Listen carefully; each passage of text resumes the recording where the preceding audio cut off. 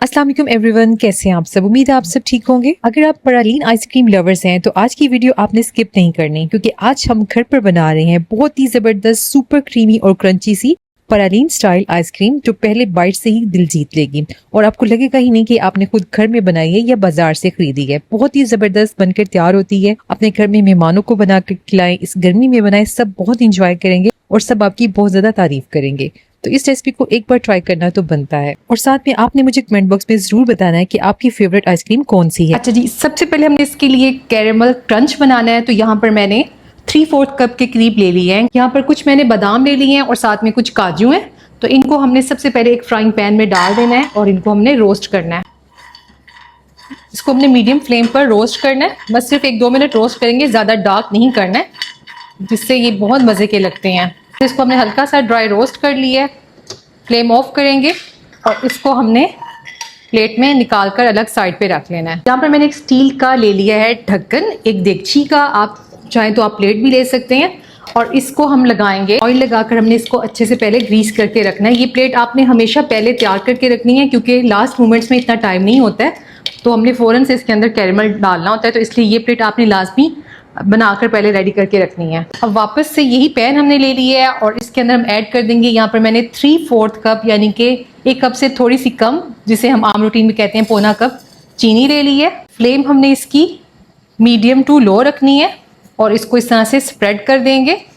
और बार बार आपने अभी इस टाइम पर इसको हिलाना नहीं है, लो मीडियम हीट रखेंगे, ज़्यादा हीट हाई नहीं होनी चाहिए, वरना ये फ़ौरन से जल जाता है और कलर बहुत डार्क हो जाता है। तो यहाँ पर आप देखें जैसे ये आहिस्ता आहिस्ता से मेल्ट होनी स्टार्ट हुई है, तो अब हमने इसको हल्का हल्का सा ऐसे मिक्स करना शुरू कर देना है, ताकि अच्छी तरीके से ये सारी की सारी कैरेमल रेडी हो जाए।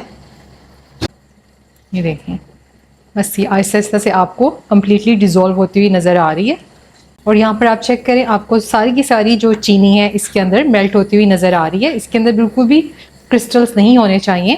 तो देखिए, जैसे ही आपको सारी की सारी मेल्ट होती हुई नज़र आ रही है, तो बस फ़ौरन से हमने इसके अंदर बाकी के इंग्रेडिएंट्स ऐड कर देने हैं।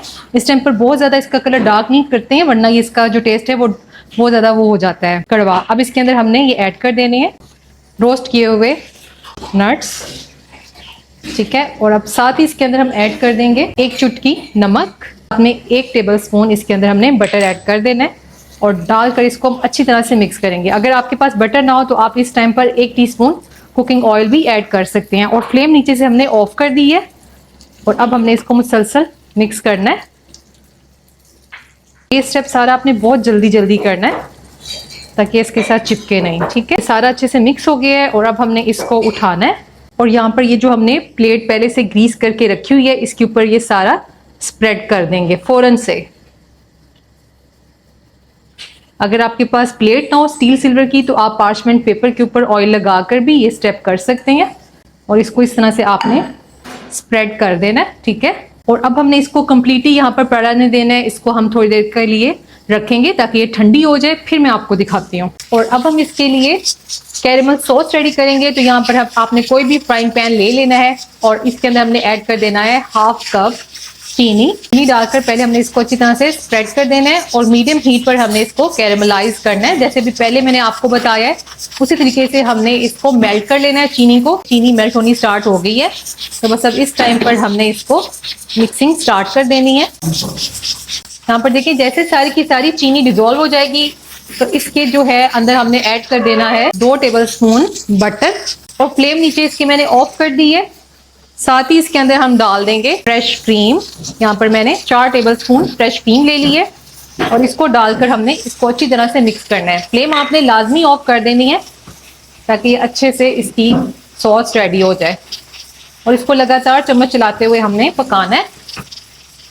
तो यहाँ पर ये देखें जी, बेहतरीन सी हमारी ये सारी की सारी अच्छी तरह से मिक्सिंग हो गई है। सॉस इस टाइम पर बेहतरीन हमारी रेडी हो गई है, ठीक है। और अब हमने इसको अलग एक बाउल में शिफ्ट कर देना है। ये देखें कितनी माशाल्लाह से बेहतरीन सी हमारी ये सॉस बनकर तैयार है। तो ये देखें जी, कितनी ज़बरदस्त सी हमारी स्मूथ सी ये कैरेमल सॉस बनकर तैयार है, ठीक है। और इसको हम रख देंगे एक साइड पर ताकि थोड़ी सी ठंडी हो जाए। यहाँ पर देखें 10 मिनट हो चुके हैं और ये बेहतरीन सा इस टाइम ठंडा हो गया है और आप चेक करें ये फ़ौरन से उतर भी आता है। कितना ये ज़बरदस्त हार्ड क्रिस्पी क्रिस्पी सा हो चुका है, ठीक है।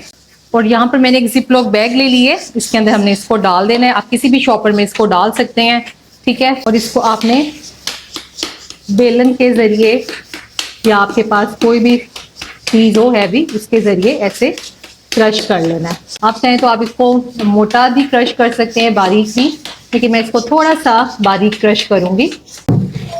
ये देखें अच्छे से क्रश हो गया। आप इसका फाइन पाउडर भी बना सकते हैं।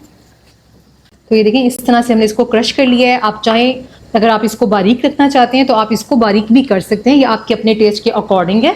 अब इसको हम रख लेंगे एक साइड पर। और यहाँ पर अब हमने इसके लिए आइसक्रीम रेडी करनी है। तो 2 कप यहाँ पर मैंने अच्छी खासी चिल्ड और विपिंग क्रीम ले ली है। और ये मैं विप की डेयरी क्रीम यूज़ कर रही हूँ, क्योंकि अक्सर आप लोग पूछते हैं। ये देखें 2 कप अच्छी खासी आपने चिल्ड लेनी है, अच्छी खासी ठंडी होनी चाहिए। और अब हमने इसको अच्छी तरह से बीट करना है जब तक कि इसके अंदर स्टिफ पीक्स नहीं बन जाते। यहाँ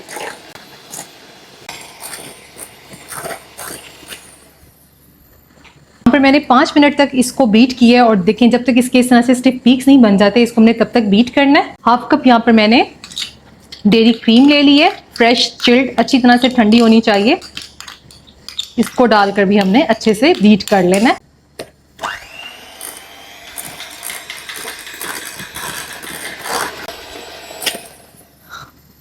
तो ये देखें डेयरी क्रीम डालने के बाद भी ये देखें कितना अच्छे से बीट हो चुका है, विप्ड हो चुकी है। यहाँ पर मुझे ये बाउल छोटा लग रहा है, तो इसलिए मैं इसको बड़े बाउल में शिफ्ट करने लगी हूँ।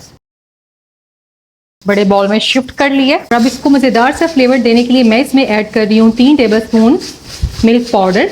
अगर आपके पास ना हो तो आप स्किप भी कर सकते हैं, और चाहें तो आप इसके अंदर कंडेंस्ड मिल्क भी ऐड कर सकते हैं। अब इसके अंदर हमने 1 टीस्पून वनीला एसेंस ऐड कर देना है, इससे टेस्ट बहुत मज़े का आता है। और यहाँ पर हमने जो प्रलीन रेडी की है उसमें से कुछ को मैंने बहुत ज़्यादा एक्स्ट्रा बारीक की है, और थोड़ा सा ये मोटा मोटा सा क्रंची मैंने रखे जिसको हम टॉप लेयर में यूज़ करेंगे। और इस टाइम पर अब मैं ये इसके अंदर ऐड कर रही हूँ कि आपको जितना मीठा रखना हो, जितनी क्वांटिटी पसंद है, उस हिसाब से आप इसके अंदर ऐड कर सकते हैं।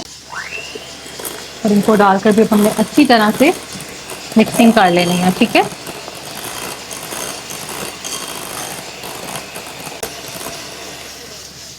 अब हम इसके अंदर ये सॉस ऐड करेंगे, तो आप अपने टेस्ट के अकॉर्डिंग इसके अंदर ये ऐड कर सकते हैं, ठीक है।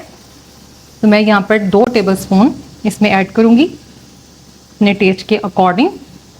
आपको अगर ज़्यादा स्वीटन रखना है तो आप इसकी क्वांटिटी को एक्स्ट्रा भी कर सकते हैं, और बाकी मैं टॉप लेयर के लिए बचा के रखूँगी। और अब इसको डालकर भी हमने अच्छे से बीट कर लेना है। तो ये देखें मिक्स कर लिए हमने अच्छी तरह से ये।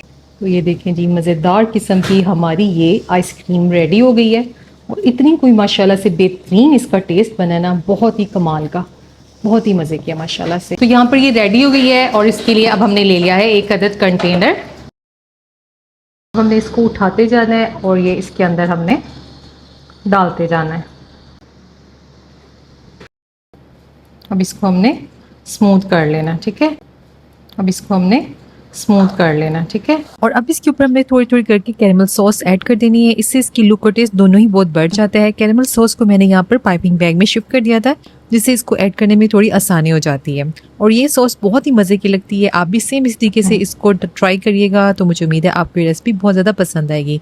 और अगर आपके पास बाजार जैसा बॉक्स हो तो आप उसमें डालकर भी इसको सर्व करें। यकीन करें कोई गैस ही नहीं कर पाएगा कि ये आपने आइसक्रीम खुद घर में बनाई है या आपने बाजार से मंगवाई है। तो बस अब टूथपिक के जरिए हमने इस तरीके से इसको लाइंस ड्रॉ कर लेनी है, जिससे इसकी लुक बहुत ही प्यारी आ जाती है।